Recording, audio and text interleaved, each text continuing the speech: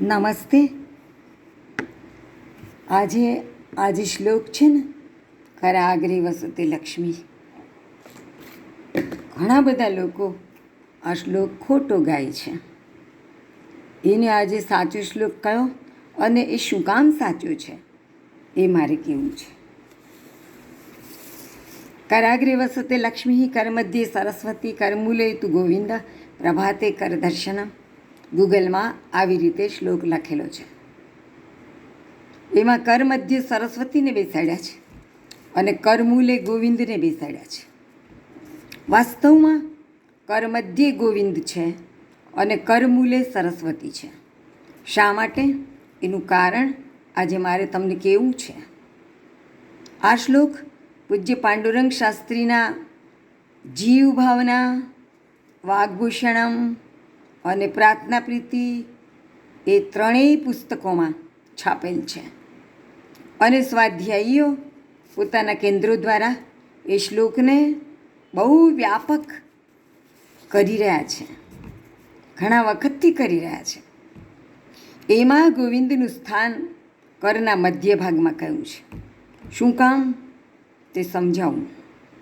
ઋષિઓએ લક્ષ્મીનું સ્થાન આંગળીઓને ટેરવે અને સરસ્વતીનું સ્થાન હાથના મૂલમાં એટલે કે કાંડા પાસે, એટલે કે હાથને કાગળ પર ટેકવીએ છીએ તે જગ્યાએ, અને ગોવિંદનું સ્થાન હાથની મધ્યમાં કલ્પ્યું છે.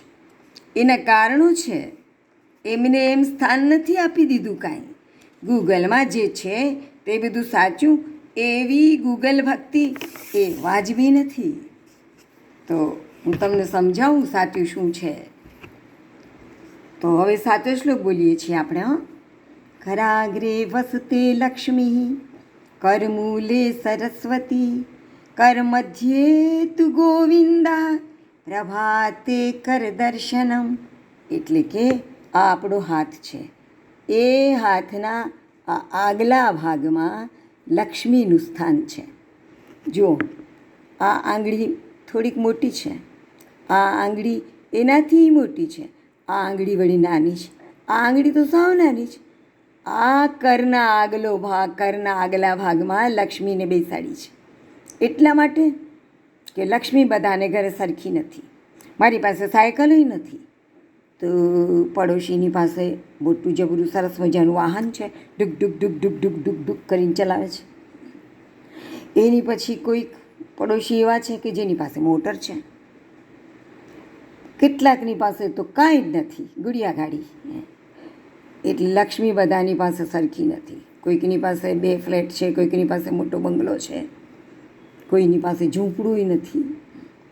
અને એટલા માટે ઋષિઓએ આ અસમાન આંગળીઓની ઉપર, એના ટેરવાઓ ઉપર લક્ષ્મીને બેસાડી છે.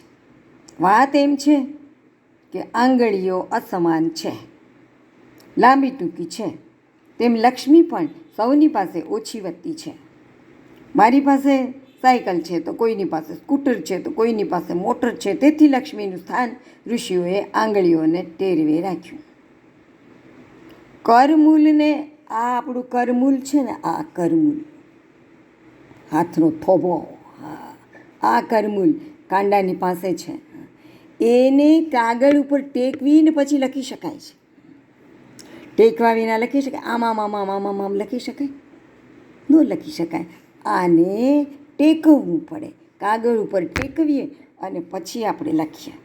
અને એટલા માટે આ ભાગ ઉપર ઋષિઓએ સરસ્વતીને બેસાડ્યા.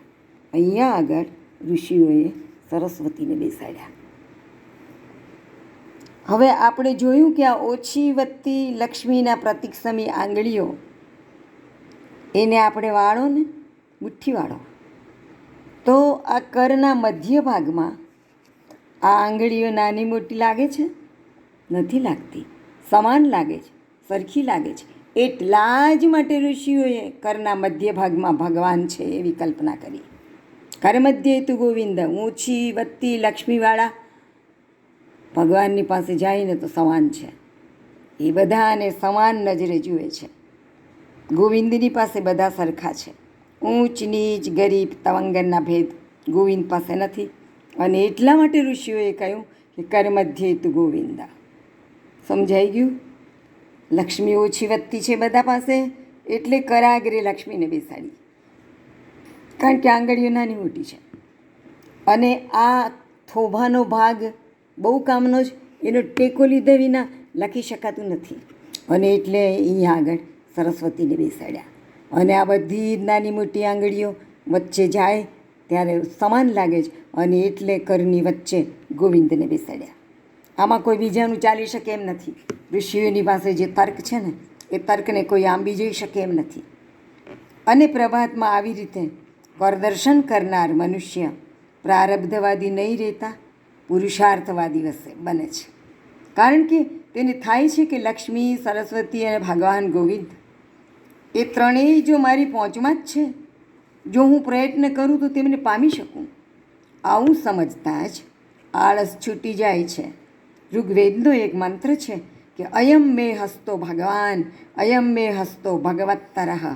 આ મારો હાથ જ ભગવાન છે, અરે આ મારો હાથ ભગવાન કરતાંય ચડિયાતો છે, તેથી આ હાથને હવે પવિત્ર રાખવો પડશે.